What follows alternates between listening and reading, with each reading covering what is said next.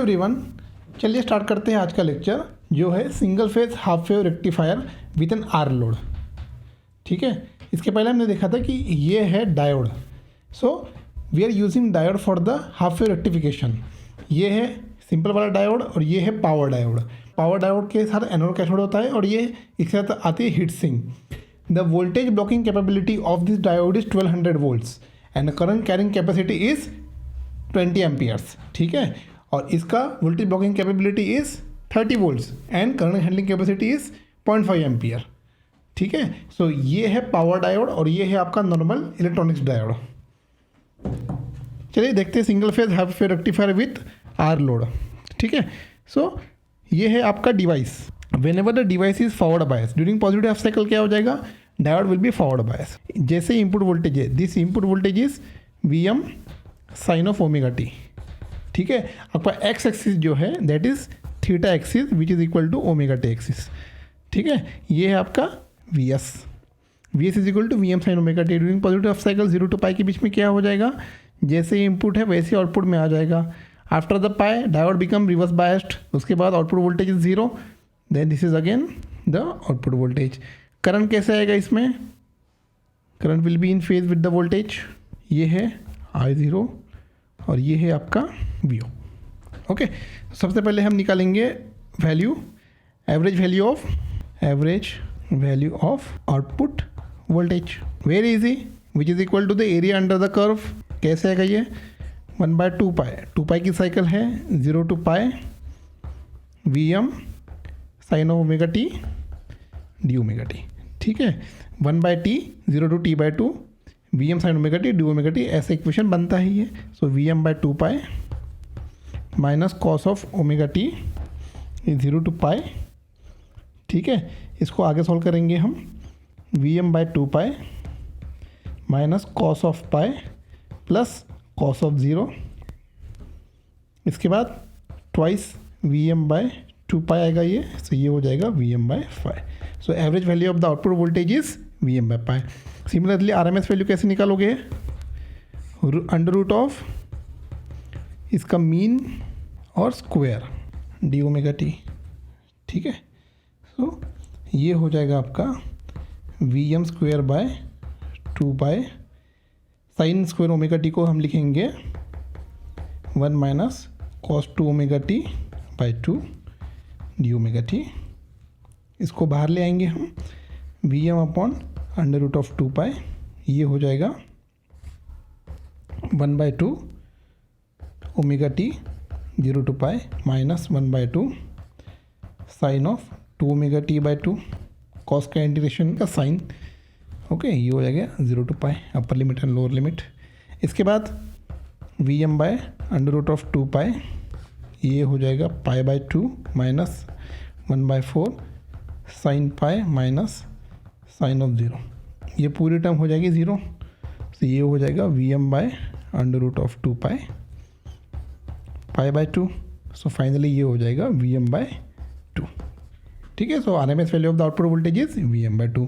Average value of the current कैसे निकालोगे, I0 average is equal to V0 average by R, क्योंकि कौन सा लोड है आपका, R लोड है। सो ये हो जाएगा Vm/π into R। RMS value of the current कैसी आएगी, V0 RMS upon R equals to Vm/2R, because V0 RMS is Vm/2। ठीक है, इसके बाद क्या निकालेंगे हम, इनपुट पावर कैसे आएगी, what is the input power, AC power Vs Is cos of phi. ये कॉस ऑफ फाई है आपका input power factor. We will discuss after some time कि इनपुट पावर फैक्टर क्यों लेते हैं और आउटपुट पावर फैक्टर क्यों नहीं लेते हम।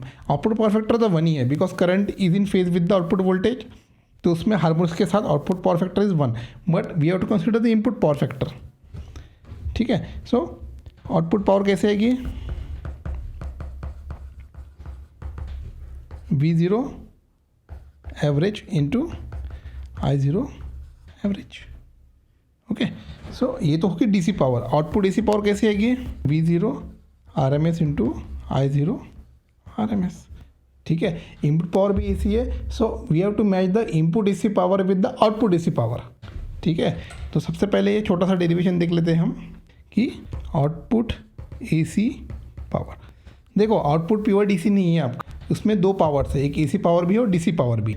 सो ये हो जाएगा V0 RMS I0 RMS, V0 RMS is Vm/2, I0 RMS is Vm/2R, ये हो गया Vm²/4R। और दूसरा तरीका है इसको लिखने का, V0 RMS is equal to I0 RMS into R into I0 RMS, तो ये हो गया I0 RMS² into R। So output AC power absorb by the R load is I RMS² into R। ठीक है, सो हम क्या कर देंगे अब, input AC power equals to output AC power absorb by the load, DC नहीं AC power. R load power जो एब्जॉर्ब कर रहा है उसके दो कंपोनेंट निकलते हैं, AC component as well DC component, because it is not pure DC, इसलिए इसके दो कंपोनेंट्स आ गए, AC और DC, हार्मोनिक्स है इसमें। ठीक है, सो ये हो गया VS IS cos of phi is input power factor, और ये हो गया I0 RMS² इंटू R। अब आपको ये चीज़ याद रखनी है कि आपके जब सर्किट डायोड ऑन होता है, so whatever is the current flowing, so the diode is the input current, so IS is equal to I0 RMS, RMS value of AC current, that will the same RMS current that will absorbed by the load, so IS is equal to I0 RMS। तो इसको कैसे लिख देंगे हम, VS IS cos of phi is equal to RMS² into R। ठीक है, so ये put कर देंगे तो ये IS से कैंसिल हो जाएगा, सो ये हो जाएगा VS cos phi into I0 RMS into R। So cos phi कैसे निकालोगे आप, I0 RMS into R upon VS। Okay, so I0 RMS की वैल्यू पुट कर दीजिए आप, ये हो जाएगा V0 RMS upon R into R upon VS। So ये हो जाएगा V0 RMS upon VS। So input power factor is the ratio of the RMS AC power across the load upon input AC power. ठीक है, सो इसको हम दूसरे तरीके से लिख देंगे, cos phi equals to V0 RMS is Vm/2 is equal to VS, Vm होता है √2 VS/2, और ये हो गया VS, सो VS कैंसल, ये हो गया √2/2, ये हो गया 1/2, ये हो गया 0.707। ये है input power factor. Okay, input power factor हम लेते हैं बिकॉज कंसिडर जब भी आप कोई भी रेक्टिफायर लगाएंगे that will distort the grid voltage. हम क्या कहते हैं, so what we are saying that whenever any kind of rectifier is use, half wave use कीजिए, फुल वेव यूज़ कीजिए, वो क्या करेगा, ग्रिड वोल्टेज को डिस्टर्ब करेगा। So that's why we are using the term as the input power factor. वो input current को distort करेगा। समटाइम फुल ब्रिज में लोगे तो इनपुट करंट आपका स्क्वायर वेव भी हो सकता है। ठीक है, सो यहाँ पे cos phi आ गया आपका 0.707। जब फुल ब्रिज में लोगे तो that will be power factor approximately equal to 0.9। That's why we are using the bridge rectifiers. ठीक है, to minimise the distortion of the at the grid side. ये हो गया।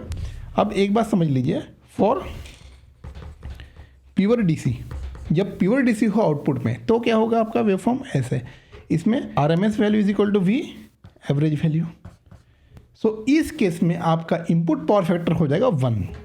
For this case the input power factor equals to 1।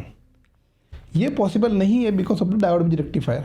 Diode bridge लगा है that will block the half the voltage. ठीक है, so एक टर्म है इसमें peak inverse voltage. Peak inverse voltage, so peak inverse voltage is the maximum amount of voltage that is coming across the diode when it is reverse biased। क्या बोला मैंने, maximum voltage appearing across device during reverse biased। कितना है, जब voltage, तो maximum voltage जब block करेगा तो मैक्सिमम वोल्टेज कैसे निकालोगे आप, एक तो तरीका है KVL से निकाल सकते हो। KVL से कैसे निकालोगे आप, during the reverse bias condition. ये हो गया VS, ठीक है, ये है VS आपका, ये है VD और ये है VO। KVL से निकालना होगा तो कैसे निकालेंगे, तो during negative half cycle output voltage क्या आएगा, अरे ड्यूरिंग नेगेटिव हाफ साइकिल जब डायोड रिवर्स बायस हो जाएगा तो आउटपुट वोल्टेज तो जीरो रहेगा। सो हम इसको मैं ऐसे लिखूँगा VS minus VD minus VO equals to 0। इस तरह से KVL बनेगा, but during reverse bias of the diode output voltage हो जाएगा 0, आउटपुट वोल्टेज आएगा ही नहीं, output voltage will come only when the diode is forward bias. ठीक है, इसके बाद VD कैसे आएगा फिर Vs। So maximum amount of the voltage that will be blocked by the diode in reverse bias condition is Vs। तो जब waveform में हम ड्रॉ करेंगे इसको तो किस तरह से करेंगे, वेवफॉर्म में हम बताएंगे वोल्टेज अक्रॉस द डायोड को पॉजिटिव ऑफ साइकिल में डायोड फॉरवर्ड बायस रहेगा तो voltage across the diode is 0, but during negative of cycle ये इनपुट वोल्टेज फॉलो करेगा, that will the Vs। So maximum amount of voltage is Vm। ठीक है, सो maximum amount of voltage, maximum voltage is peak of input voltage, peak of input voltage is Vm।